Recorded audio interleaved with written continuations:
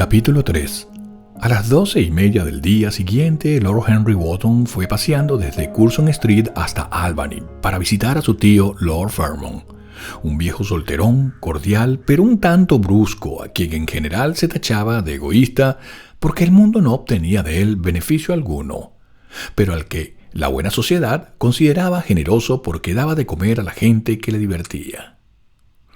Su padre había sido embajador de Madrid cuando Isabel II era joven y nadie había pensado aún en el general Prim, pero abandonó la carrera diplomática caprichosamente por el despecho que sintió al ver que no le ofrecían la embajada de París, puesto al que creía tener pleno derecho en razón de su nacimiento, de su indolencia, del excelente inglés de sus despachos y de su desmesurada pasión por los placeres. El hijo, que había sido secretario de su padre y que presentó también la dimisión, gesto que por entonces se consideró un tanto descabellado, sucedió a su padre en el título unos meses después y se consagró a cultivar con seriedad el gran arte aristocrático de no hacer absolutamente nada. Aunque poseía 2 grandes casas en Londres, prefería vivir en habitaciones alquiladas que le causaban menos molestias y hacía en su club la mayoría de las comidas. Se preocupaba algo de la gestión de sus minas de carbón en Midlands y se excusaba de aquel contacto con la industria alegando que poseer minas de carbón otorgaban a un caballero el privilegio de quemar leña en el hogar de su propia chimenea. En política era conservador, excepto cuando los conservadores gobernaban, periodo en el que los insultaban sistemáticamente, acusándolos de ser una pandilla de radicales. Era un héroe para su ayuda de cámara, que lo tiranizaba, y un personaje aterrador para la mayoría de sus parientes, a quien él, a su vez, tiranizaba. Era una persona que solo podía haber nacido en Inglaterra, y siempre afirmaba que el país iba a la ruina. Sus principios estaban anticuados, pero se podía decir mucho en favor de sus prejuicios. Cuando Lord Henry entró en la habitación de su tío, lo encontró vestido con una tosca chaqueta de casa, fumando un cigarrillo habano y refunfuñando mientras leía el Times. «Vaya, Harry», dijo el anciano caballero, «¿qué te ha hecho salir tan pronto de casa? Creía que los dandies no se levantaban hasta las 2 y que no aparecían en público hasta las 5. «Puro afecto familiar, tío George, te lo aseguro. Quiero pedirte algo». «Dinero, imagino», respondió Lord Fairmont torciendo el gesto. «Bueno, siéntate y cuéntamelo todo. En estos tiempos que corren, los jóvenes se imaginan que el dinero lo es todo». «Sí», murmuró Lord Henry, colocándose mejor la flor que llevaba en el ojal de la chaqueta. «Y cuando se hacen viejos no se lo imaginan, lo saben. Pero no quiero dinero. Solo las personas que pagan sus facturas necesitan dinero, tío George. Y yo nunca pago las mías. El crédito es el capital de un segundón y se vive agradablemente con él. Además, siempre me trato con los proveedores del Dartmoor y en consecuencia nunca me molestan. Lo que quiero es información, no información útil, por supuesto, información perfectamente inútil. Te puedo contar todo lo que contiene cualquier informe oficial, aunque quienes los redactan hoy en día escriben muchas tonterías. Cuando yo estaba en el cuerpo diplomático las cosas iban mucho mejor, pero según tengo entendido, ahora les hacen un examen de ingreso. ¿Hay que extrañarse del resultado? Los exámenes, señor mío, son puras mentiras de principio a fin. Si una persona es un caballero, sabe más que suficiente, y si no lo es, todo lo que sepa es malo para él. El señor Dorian Gray no tiene nada que ver con el mundo de los informes oficiales, tío George», dijo Lord Henry lánguidamente. «¿El señor Dorian Gray? ¿Quién es?», preguntó Lord Fairmont, frunciendo el espeso entrecejo cano. «Eso es lo que he venido a averiguar, tío George. Debo decir más bien que sé quién es. Es el nieto del último Lord Kelso. Su madre era una Devereux, Lady Margaret Devereux. Quiero que me hables de su madre. ¿Cómo era? ¿Con quién se casó? Trataste prácticamente a todo el mundo en tu época, de manera que quizás la hayas conocido. En el momento actual me interesa mucho el señor Gray. Acaban de presentármelo». «Nieto de Kelso», repitió el anciano caballero. «El nieto de Kelso. Claro, conocí muy bien a su madre. Creo que asistí a su bautizo. era una joven extraordinariamente hermosa, Margaret Devereux, y volvió loco a todo el mundo escapándose con un joven que no tenía un céntimo, un don nadie, señor mío, un suboficial de infantería o algo por el estilo. Ya lo creo, lo recuerdo todo como si hubiera sucedido ayer. Al pobre infeliz lo mataron en un duelo de espadas poco después de la boda. Una historia muy fea, por cierto. Dijeron que Kelso se agenció un aventurero sin escrúpulos, un animal belga, para que insultara en público a su yerno. Le pagó, señor mío, para que lo hiciera. Le pagó y luego aquel individuo ensartó al suboficial como si fuera un pichón. Echaron tierra sobre el asunto, pero cielo santo, Kelso comió solo en el club durante cierto tiempo después de aquello. Recogió a su hija, según me contaron, pero la chica nunca volvió a dirigirle la palabra. Sí, un asunto muy feo. Margaret también se murió en menos de un año. De manera que dejó un hijo. ¿No es eso? Lo había olvidado. ¿Cómo es el chico? Si es como su madre, debe ser bien parecido. Es bien parecido, asintió Lord Henry. Espero que caiga en buenas manos, prosiguió el anciano. Heredará un montón de dinero si Kelso se ha portado bien con él. Su madre también tenía dinero. Le correspondieron todas las propiedades de Selby, y a través de su abuelo. Su abuelo odiaba a Kelso, lo consideraba un tacaño de mucho cuidado. Y no se equivocaba, fue a Madrid en una ocasión cuando yo estaba allí, cielos santos. Logró que me avergonzase de él. La reina me preguntaba quién era el noble inglés que siempre se peleaba con los cocheros por el precio de las carreras. Menuda historia. Pasé un mes sin aparecer por la corte. Confío en que tratará a su nieto mejor que a los cocheros de alquiler. No lo sé, respondió Lord Henry. Imagino que al chico no le faltará nada. Todavía no es mayor de edad. Sé que Selby es suyo. Lo sé porque me lo ha dicho él. ¿Y su madre entonces era muy hermosa? Margaret Devereux era una de las criaturas más encantadoras que he visto nunca, Harry. ¿Qué la impulsó a comportarse como lo hizo? Es algo que nunca entenderé. Podría haberse casado con quien hubiera querido. Carlington estaba loco por ella. Pero era una romántica. Todas las mujeres de esa familia lo han sido.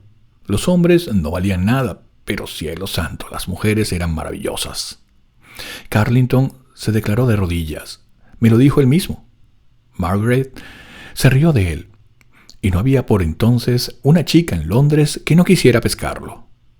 Y por cierto, Harry, hablando de matrimonios estúpidos, ¿qué es esa patraña que me cuenta su padre de que Dermore se quería casar con una americana? ¿Es que las chicas inglesas no son lo bastante buenas para él? Ahora está bastante de moda casarse con americanas, tío George. Yo apoyo a las mujeres inglesas contra el mundo entero, Harry, dijo Lord Fairmont, golpeando la mesa con el puño. Todo el mundo apuesta por las americanas. No duran, según me han dicho, murmuró su tío. Las carreras de fondo las agotan, pero son inigualables en los obstáculos. Lo saltan todos sin pestañear. No creo que Dartmouth tenga la menor posibilidad. ¿Quiénes son sus padres?, gruñó el anciano. ¿Acaso los tienes? Lord Henry negó con la cabeza. Las jóvenes americanas son tan inteligentes para escoger a sus padres como las mujeres inglesas para ocultar su pasado, dijo Lord Henry, levantándose para marcharse. Serán chacineros, supongo. Eso espero, tío George, por el bien de Dartmoor. Me dicen que las chacinerías es una de las profesiones más lucrativas de los Estados Unidos después de la política. ¿Es bonita esa muchacha? Se comporta como si fuese hermosa. La mayoría de las americanas lo hacen. Es el secreto de su encanto. ¿Por qué no se quedan en su país? Siempre nos están diciendo que es el paraíso de las mujeres. Lo es. Esa es la razón de que, como Eva, estén tan excesivamente ansiosas de abandonarlo, dijo Lord Henry. Adiós, tío George. Gracias por darme la información que quería. Me gusta saberlo todo sobre mis nuevos amigos y nada sobre los viejos. ¿Dónde almuerzas hoy, Harry? En casa de tía Agatha. He hecho que me invite junto con el señor Gray, que es su último protegido. Dile a tu tía Agatha, Harry, que no me moleste más con sus empresas caritativas. Estoy harto, caramba. Las buenas mujeres creen que no tengo nada mejor que hacer que escribir cheques para sus estúpidas ocurrencias. De acuerdo, tío George, se lo diré. Pero no tendrá ningún efecto. Las personas filantrópicas pierden toda noción de humanidad. Se les reconoce por eso. El anciano caballero gruñó aprobadoramente y llamó para que entrara a su criado. Lord Henry atravesó unos soportales de poca altura para llegar a Burlington Street y dirigió sus pasos en dirección a la Plaza Berkeley. Aquella era, por tanto, la historia familiar de Dorian Gray. Pese a lo esquemático del relato, le había impresionado porque hacía pensar en una historia de amor extraña, casi moderna. Una mujer hermosa que se arriesga a todo por una loca pasión. Unas pocas semanas de felicidad sin límite truncadas por un crimen odioso, por una traición. Meses de silenciosos sufrimientos y luego un hijo nacido en el dolor. La madre arrebatada por la muerte, el niño abandonado a la soledad y a la tiranía de un anciano sin corazón. Sí, unos antecedentes interesantes que situaban al muchacho, que le añadían una nueva perfección, por así decirlo. Detrás de todas las cosas exquisitas hay algo trágico. Para que florezca la más humilde de las flores se necesita el esfuerzo de mundos. Y qué encantador había estado durante la cena la noche anterior, cuando la sorpresa en los ojos y los labios entreabiertos por el placer y el temor se había sentado frente a él en el club. Las pantallas rojas de las lámparas, avivando el rubor despertado en su rostro por el asombro. Hablar con él era como tocar el más delicado de los violines. Dorian respondía a cada toque y vibración del arco. Había algo terriblemente cautivador en influir sobre alguien. No existía otra actividad parecida. Proyectar el alma sobre una forma agradable, detenerse en un momento, eximir las propias ideas para que las vuelvan un eco, acompañadas por la música de una pasión juvenil, transmitir a otro la propia sensibilidad como si se tratase de un fluido sutil o de un extraño perfume. Allí estaba la fuente de una alegría verdadera, tal vez la más satisfactoria que todavía nos permite una época tan mezquina y tan vulgar como la nuestra, una época safiamente carnal en sus placeres y enormemente vulgar en sus metas. Aquel muchacho, a quien por una extraña casualidad había conocido en el estudio de Basil, encarnaba además un modelo maravilloso, o, al menos, se le podía convertir en un ser maravilloso. Suyo era el encanto y la pureza inmaculada de la adolescencia, junto a una belleza que sólo los antiguos mármoles griegos conservan para nosotros. No había nada que no se pudiera hacer con él. Se le podía convertir en un titán o en un juguete. Qué lástima que semejante belleza estuviera destinada a marchitarse. Y Basil, desde un punto de vista psicológico, qué interesante era. Un nuevo estilo artístico, un modo nuevo de ver la vida. Todo aquello sugerido de manera tan extraña por la simple presencia de alguien que era todo eso de manera inconsciente. El espíritu silencioso que mora en bosques sombríos y camina sin ser visto por campos abiertos, mostrándose de repente como una dríade y sin temor, porque en el alma que la busca se ha despertado ya esa singular capacidad a la que corresponde la revelación de las cosas maravillosas. Las simples formas, los simples contornos de las cosas que se estilizaban, por así decirlo, adquiriendo algo semejante a un valor simbólico, como si fuese a su vez el esbozo de otra forma más perfecta, a cuya sombra dotaba de realidad. Qué extraño era todo. Recordaba algo parecido en la historia del pensamiento. ¿No fue Platón, aquel artista de las ideas, quien lo había analizado por primera vez? ¿No había sido Miguel Ángel quien lo esculpió en el mármol multicolor de una sucesión de sonetos? Pero en nuestro siglo era extraño.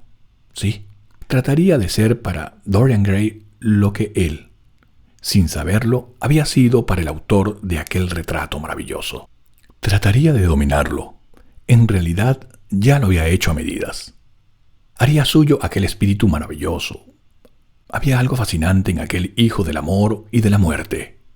De repente, Lord Henry se detuvo y contempló las casas que lo rodeaban. Se dio cuenta de que había dejado atrás la de su tía y sonriendo volvió sobre sus pasos. Cuando entró en el vestíbulo, un tanto sombrío, el mayordomo le hizo saber que los comensales ya se habían sentado a la mesa. Entregó el sombrero y el bastón a uno de los lacayos y pasó al comedor. «Tarde como de costumbre», exclamó su tía, reprendiéndolo con un movimiento de cabeza. Lord Henry inventó una excusa banal y después de acomodarse en el sitio vacío al lado de Lady Agatha, miró a su alrededor para ver a los invitados. Dorian Gray le hizo una tímida inclinación de cabeza desde el extremo de la mesa, apareciendo en sus mejillas un rubor de satisfacción. Frente a él tenía a la duquesa de Harley, una dama con un carácter y un valor admirable, muy querida por todos los que la conocían y con las amplias proporciones arquitectónicas a las que los historiadores contemporáneos, cuando no se trata de duquesas, dan el nombre de corpulencia. A su derecha estaba sentado Sir Thomas Burdon, miembro radical del Parlamento, que seguía a su líder en la vía pública y a los mejores cocineros en la privada, cenando con los conservadores y pensando con los liberales según una regla tan prudente como bien conocida. El asiento a la izquierda de la duquesa estaba ocupado por el señor Erskine de Trailet, anciano caballero de considerable encanto y cultura que había caído, sin embargo, en la mala costumbre de guardar silencio, puesto que, como explicó en una ocasión a Lady Agatha, todo lo que tenía que decir lo había dicho antes de cumplir los 30. A la izquierda de Lord Henry se sentaba la señora Vandeleur, una de las amigas más antiguas de su tía, santa entre las mujeres, pero tan terriblemente poco atractiva que hacía pensar en un himnario mal encuadernado. Afortunadamente para él, la señora Vandeleur tenía a su otro lado a Lord Fauldwell, una mediocridad muy inteligente, de más de 40 años y calva tan rotunda como una declaración ministerial en la Cámara de los Comunes, con quien conversaba de esa manera tan intensamente seria que es el único error imperdonable, como él mismo había señalado en una ocasión, en el que caen todas las personas realmente buenas y del que ninguna de ellas escapa por completo. «Estamos hablando del pobre Dartmoor, Lord Henry», exclamó la duquesa, haciéndole desde el otro lado de la mesa un gesto amistoso con la cabeza. «¿Cree usted que se casará realmente con esa joven tan fascinante?» «Creo que la joven está decidida a pedir su mano, duquesa». «¡Qué espanto!», exclamó Lady Agatha. «Alguien debería tomar cartas en el asunto. Me han informado de muy buena tinta que su padre tiene un almacén de áridos», dijo Sir Thomas Burdon con aire desdeñoso. «Mi tío me ha dicho que se trata de chacinería, Sir Thomas». «¿Áridos? ¿Qué mercancías son esas?», preguntó la duquesa, alzando sus grandes manos en gesto de asombro y acentuando mucho el verbo. «Novelas americanas», respondió Lord Henry, mientras se servía una codorniz. La duquesa pareció desconcertada. «No le haga caso, querida», susurró Lady Agatha. «Mi sobrino nunca habla en serio». Cuando se descubrió América, intervino el miembro radical de la Cámara de los Comunes, procediendo a enumerar algunos datos aburridísimos. Como todas las personas que tratan de agotar un tema, logró agotar a sus oyentes. La duquesa suspiró e hizo uso de su posición privilegiada para interrumpir. «Ojalá nunca la hubiera descubierto», exclamó. «A decir verdad, nuestras jóvenes no tienen ahora la menor oportunidad. Es una gran injusticia». «Quizás, después de todo, América nunca haya sido descubierta», dijo el señor Erskine. «Yo diría más bien que fue meramente detectada». «Sí, pero yo he visto especímenes de sus habitantes», respondió vagamente la duquesa. «He de confesar que la mayoría de las mujeres son extraordinariamente bonitas. Y además visten bien. Compran toda la ropa en París. Me gustaría poder permitírmelo. Dicen que cuando mueren los americanos buenos van a París». Rió entre dientes Sir Thomas, que tiene un gran armario de frases ingeniosas ya desechadas. «¿De verdad? ¿Y a dónde van los malos?», quiso saber la duquesa. «Van a los Estados Unidos», murmuró Lord Henry. Sir Thomas frunció el ceño. «Me temo que su sobrino tiene prejuicios contra ese gran país», le dijo a Lady Agatha. «He viajado por todo el territorio en coches suministrados por los directores, que son en esas cuestiones extraordinariamente hospitalarios. Le aseguro que es muy instructivo visitar los Estados Unidos». «¿De verdad tenemos que ver Chicago para estar bien educados?», preguntó el señor Erskine quejumbrosamente. «No me siento capaz de emprender ese viaje». Sir Thomas agitó la mano. «El señor Erskine de Treadley tiene el mundo en las estanterías de su biblioteca. A nosotros, los hombres prácticos, nos gusta ver las cosas, no leer su descripción. Los americanos son un pueblo muy interesante y totalmente razonable. Creo que es la característica que los distingue. Sí, señor Erskine. Un pueblo totalmente razonable. Le aseguro que los americanos no se andan por las ramas. Terrible, exclamó Lord Henry. No me gusta la fuerza bruta, pero la razón bruta es totalmente insoportable. No está bien utilizarla. Es como golpear por debajo del intelecto. No le entiendo, dijo Sir Thomas, enrojecido considerablemente. Yo sí, Lord Henry, murmuró el señor Erskine con una sonrisa. Las paradojas están muy bien a su manera, intervino el baronet. ¿Era eso una paradoja?, preguntó el señor Erskine. No me lo ha parecido. Quizás lo fuera. Bien, el camino de las paradojas es el camino de la verdad. Para poner a prueba la realidad hemos de verla en la cuerda floja. Cuando las verdades se hacen acróbatas, podemos juzgarlas. Dios del cielo, dijo Lady Agatha, ¿cómo discuten ustedes los hombres? Estoy segura de que nunca sabré de qué están hablando. Por cierto, Harry, estoy muy enfadada contigo. ¿Por qué tratas de convencer a nuestro Dorian Gray, una persona tan encantadora, para que renuncie al East End? Te aseguro que sería inapreciable. A nuestros habituales les hubiera encantado oírle tocar. Quiero que toque para mí, exclamó Lord Henry sonriendo. Cuando miró hacia el extremo de la mesa, captó como respuesta un brillo en la mirada de Dorian. Pero en Whitechapel la gente es muy desgraciada, protestó Lady Agatha. Soy capaz de simpatizar con cualquier cosa menos con el sufrimiento, dijo Lord Henry, encogiéndose los hombros. Hasta eso no llego. Es demasiado feo, demasiado horrible, demasiado angustioso. Hay algo terriblemente morboso en la simpatía de nuestra época por el dolor. Debemos interesarnos por los colores, por la belleza, por la alegría de vivir. Cuanto menos se hable de las miserias de la vida, tanto mejor. De todos modos, el East End es un problema muy importante, señaló Sir Thomas con un grave movimiento de cabeza. Muy cierto, respondió el joven lord. Es el problema de la esclavitud y tratamos de resolverlo divirtiendo a los esclavos. El político le miró con mucho interés. ¿Qué cambio propone usted en ese caso?, preguntó. Lord Henry se echó a reír. No deseo cambiar nada en Inglaterra, a excepción del clima, respondió. Me basta y me sobra con la contemplación filosófica.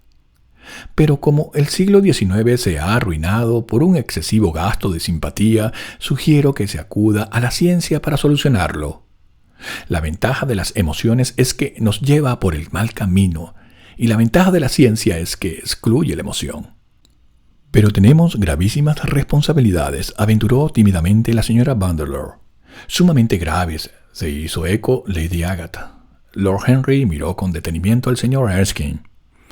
La humanidad se toma demasiado en serio. Es el pecado original del mundo. Si los cavernícolas hubieran sabido reír, la historia habría sido distinta. No sabe cuánto me consuela oírle, gorjeó la duquesa. Siempre me siento muy culpable cuando vengo a ver a su querida tía, porque no me intereso en absoluto por el East End. En el futuro podré mirarla a la cara sin sonrojarme. Sonrojarse es muy favorecedor, duquesa, señaló Lord Henry. Solo cuando se es joven, respondió ella. Cuando una anciana como yo se sonroja, es muy mala señal. Me gustaría que me dijera usted cómo volver a ser joven. Lord Henry meditó unos instantes. ¿Recuerda usted algún gran error que cometiera en sus primeros tiempos, duquesa?, preguntó mirándola desde el otro lado de la mesa. Muchos, por desgracia, exclamó ella. Pues vuelva a cometerlos, dijo él con gravedad. Para recuperar la juventud basta con repetir las mismas locuras. Deliciosa teoría, exclamó ella. He de ponerla en práctica. Una teoría peligrosa, dijo Sir Thomas, con la boca tensa. Lady Agatha movió desaprobadamente la cabeza, pero la idea le pareció de todos modos divertida. El señor Erskine escuchaba. Sí, continuó el joven lord, se trata de uno de los grandes secretos de la vida. En actualidad, la mayoría de la gente muere de una indigestión de sentido común y descubre cuando ya es demasiado tarde que lo único que nunca lamentamos son nuestros errores. Se oyeron risas en torno a la mesa. Lord Henry jugó con la idea, animándose cada vez más. La lanzó al aire y la transformó. La dejó escapar y volvió a capturarla. la adornó con todos los fuegos de la fantasía y le dio alas con la paradoja. El elogio de la locura, mientras Lord Henry proseguía, se elevó hasta las alturas de la filosofía, y la filosofía misma se hizo joven y, contagiada por la música desenfrenada del placer, vestida, cabría a imaginar, con su túnica manchada de vino y una guirnalda de hiedra, danzó como una bacante sobre las colinas de la vida y se burló del plácido Silenio por su sobriedad. Los hechos huyeron ante ella como asustados animalitos del bosque. Sus pies alabastrinos pisaron el enorme lagar donde sienta sus riales el sabio mar, hasta que el zumo rosado de la vid se elevó en torno a sus extremidades desnudas en oleadas de burbujas moradas, o se deslizó en espumas por las negras paredes inclinadas de la cuba. Fue una extraordinaria improvisación. Lord Henry sentía fijos en él los ojos de Dorian Gray, y saber que había entre quienes lo escuchaban alguien a quien deseaba fascinar, parecía dar mayor agudeza a su ingenio y prestar colores más vivos a su imaginación.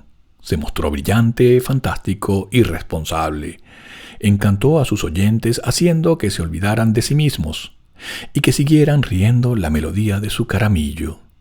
Dorian Gray nunca apartó de él los ojos y permaneció inmóvil como si estuviera encantado, sucediéndose las sonrisas sobre sus labios mientras el asombro en el fondo de sus ojos adoptaba una pensativa gravedad. Finalmente, cubierta con la librea de la época, la realidad entró en la estancia en forma de lacayo para decir que a la duquesa la esperaba su coche. La noble señora se retorció las manos con fingida desesperación. ¡Qué fastidio!, exclamó. «He de marcharme. Tengo que recoger a mi marido en el club para llevarlo a Wilm's Rooms, donde debe presidir no sé qué absurda reunión. Si llego tarde se enfurecerá sin duda, y no puedo exponerme a una escena con este sombrero. Es muy frágil. Una palabra dura acabaría con él. No, he de irme, mi querida Agatha. Hasta la vista, Lord Henry. Es usted absolutamente delicioso y terriblemente desmoralizador. Desde luego no sabría qué decir sobre sus ideas. Tiene que venir a cenar con nosotros una de estas noches. ¿El martes? ¿Está usted libre el martes? Por usted, duquesa, ¿de quién no prescindiría yo?, respondió Lord Henry con una inclinación de cabeza. «Ah, muy amable y muy cruel por su parte», exclamó la duquesa. «Pero no se olvide de venir». Y abandonó la habitación seguida por Lady Agatha y las otras damas. Cuando Lord Henry se hubo sentado de nuevo, el señor Erskine, dando la vuelta a la mesa y colocándose a su lado, le puso una mano en el brazo. «Usted habla mucho de libros», dijo. «¿Por qué no escribe uno?» «Me gusta demasiado leerlos para molestarme en escribirlos, señor Erskine. Desde luego me gustaría escribir una novela que fuese tan encantadora y tan irreal como una alfombra persa. Pero en Inglaterra no hay público más que para los periódicos, libros de textos y enciclopedias. No hay en todo el mundo personas con menos sentido de la belleza literaria que los ingleses». «Me temo que tiene usted razón», respondió el señor Erskine. «Yo mismo tuve ambiciones literarias, pero las abandoné hace mucho. Y ahora, mi joven y querido amigo, si me permite que le dé ese nombre, ¿le puedo preguntar si mantiene usted todo lo que nos ha dicho durante el almuerzo?» «He olvidado por completo lo que he dicho», sonrió Lord Henry. «Tan inmoral era». «Sumamente inmoral. De hecho, le considero extraordinariamente peligroso. Y si algo le sucede a nuestra buena duquesa, le tendremos por responsable directo. Pero me gustaría hablar con usted sobre la vida. La generación de la que formó parte es francamente aburrida. Algún día, cuando se canse de Londres, venga a Treadley. Expóngame su filosofía del placer mientras degustamos de un excelente Borgoña que tengo la fortuna de poseer. Me encantará. Una visita a Treadley será un gran privilegio. Cuenta con un perfecto anfitrión y una biblioteca igualmente perfecta.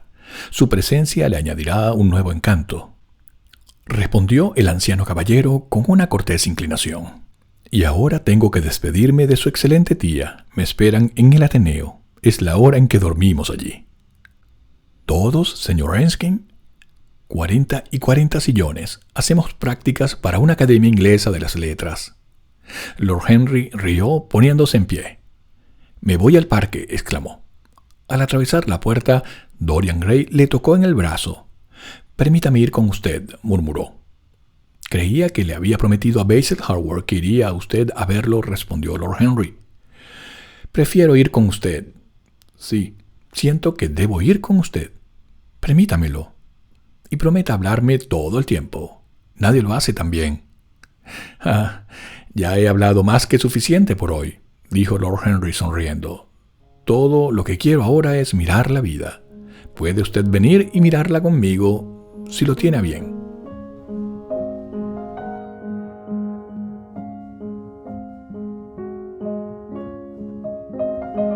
Así termina el capítulo número 3 de El retrato de Dorian Gray, la gran obra de Oscar Wilde. Si te gusta escuchar buena literatura narrada con voz real, suscríbete y continúa con el siguiente capítulo.